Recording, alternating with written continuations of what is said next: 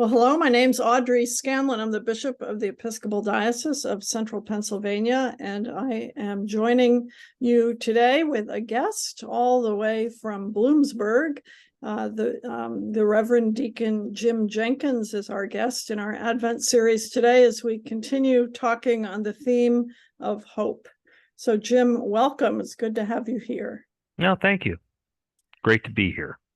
Jim, how long have you been in our diocese? I have been in this diocese for 7 years now. 7 years. Okay. Yeah, And how long were you a deacon before you came here? a year. Just a year. Okay. Yes, yeah. Well, I know I've told you this story, but every time I run into a deacon from your former diocese, I hear about how lucky we are and how sad they are in Oregon to have lost you. Yeah. Well, I'm sad to not be with my friends out there, but this is a great place to be. Yeah. Yeah. Well, you came here for a job and now you are retired. And so you must be doing a lot of deacony things. Tell us a little bit about maybe what a deacon is. That would be helpful. Okay. A deacon is one of the orders of ordained ministry in the Episcopal Church. Bishops, priests, and deacons. Uh, we can claim to be the second oldest of the orders. Uh, the first seven being hands were laid on the first seven. Stephen being one of those in the first year after Christ's resurrection. So uh, we are there as servants. We're here to represent the servant ministry of the church.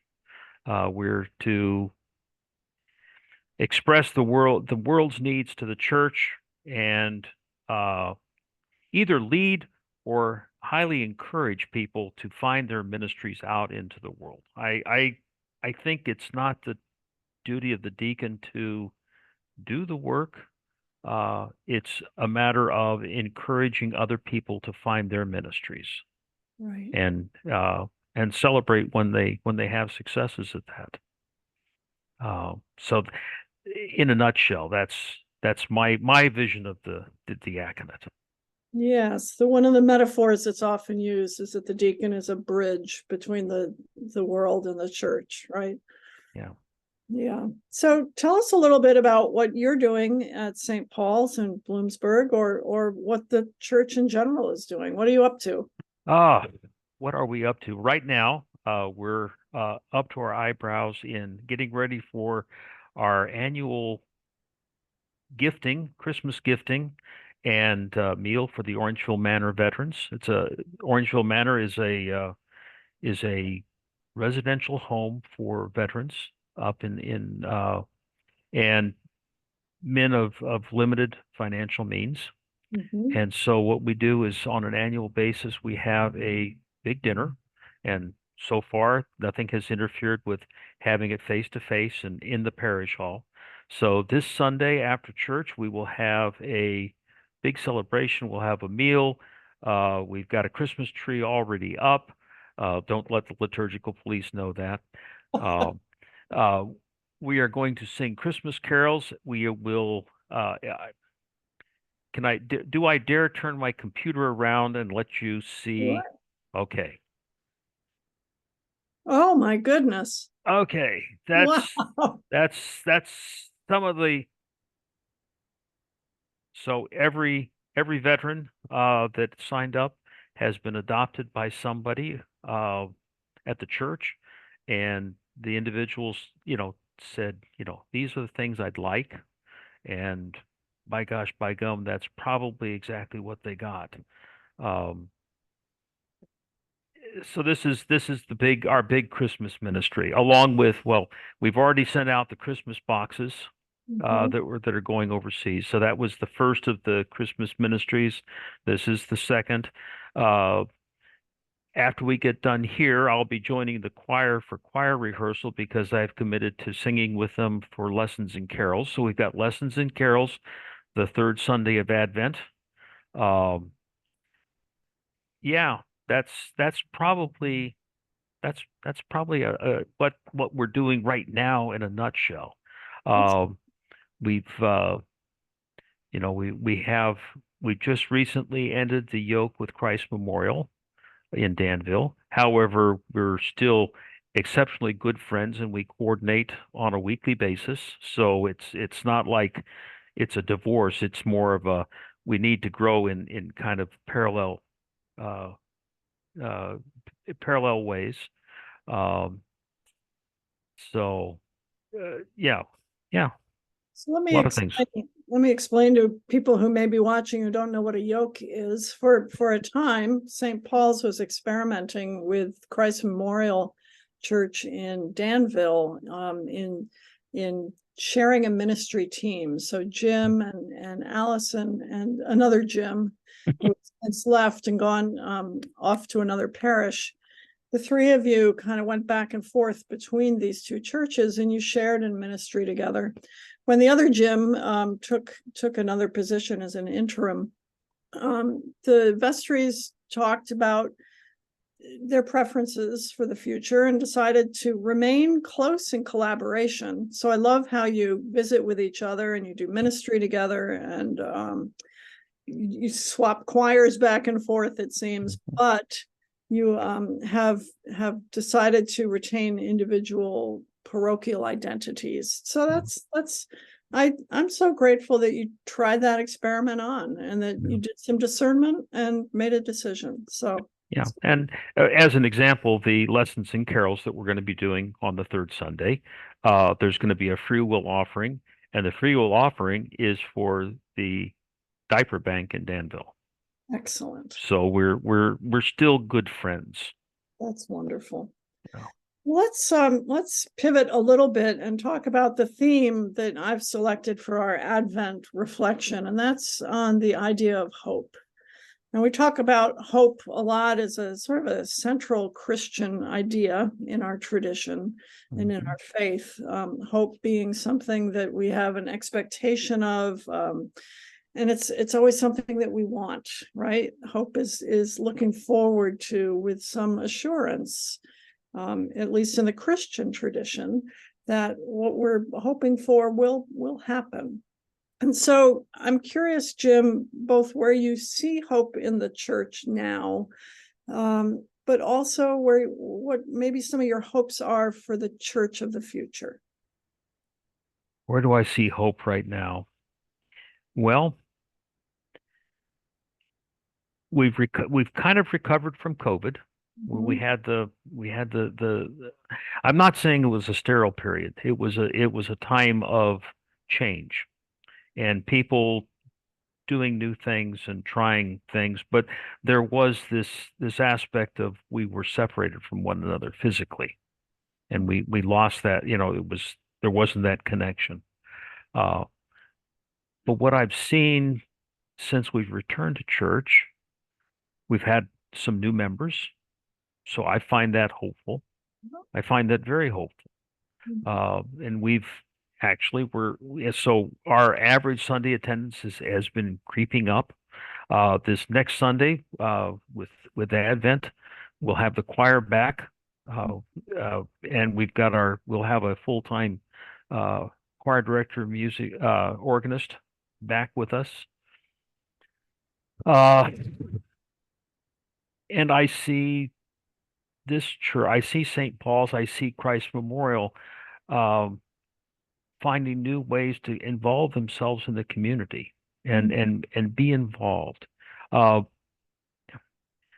I don't think either church, certainly St. Paul's, doesn't want to be a social service agency, but we are small, but the folks here do so very much for the community.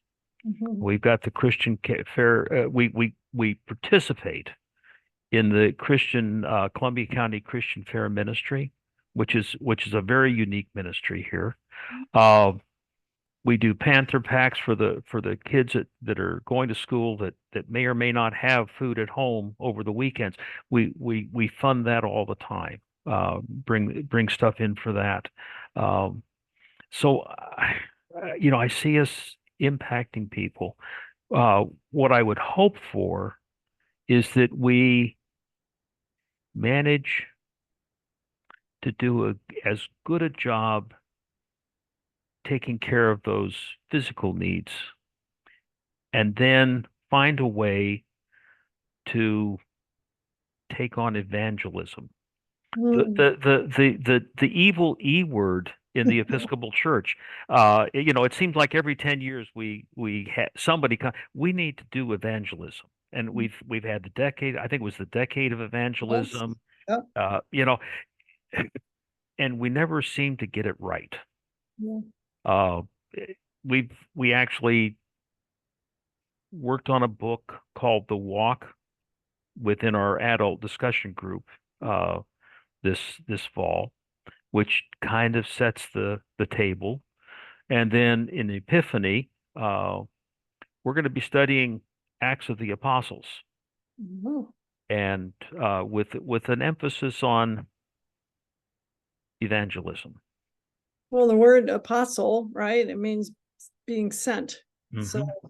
absolutely, Yeah. that's So look at the history of the church and see how they did it, and maybe we can find the courage and the uh, fortitude to just be evangelists and bring the good news to the people. You so. know, yeah. Jim, what do you think the hangup is with evangelism? What's the reservation? We Episcopalians joke about how poorly we do it, but what do you think is at the heart of that? There are two things that one never discusses in polite company, Huh? and that's politics and religion, and that's the way we were brought up. Mhm. And I think that's what it is that uh, the segment of society that was staked out by the Episcopal Church in decades past, they were polite, and Mhm. and one didn't discuss these things. It was just assumed that you would be a member of the Episcopal Church if you were of a certain type. Um, we have one member of the church here that when he was a young man, he he got married to a lady that belonged to the church, and so he started attending St. Paul's, which at the time was populated with a lot of college professors. And he said he kept on thinking that somebody was going to come up and tap him on the shoulder and say, you do not belong here. You need to leave. So I think there's still some of that remnants of that. Um, this last Saturday, no, it was Thanksgiving. Two ladies came up to our door, Jehovah's Witnesses. Oh yeah. And this was the second time they've been to the house. That was the first time I was home.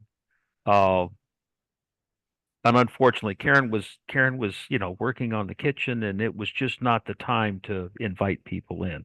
But if they come back a third time, I'm going to invite them in. I need to pick their brains and find out what they're doing right.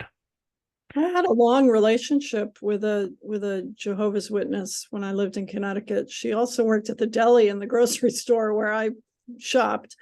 Mhm. And she would come pretty reliably once a month on a Monday. She knew that was my day off.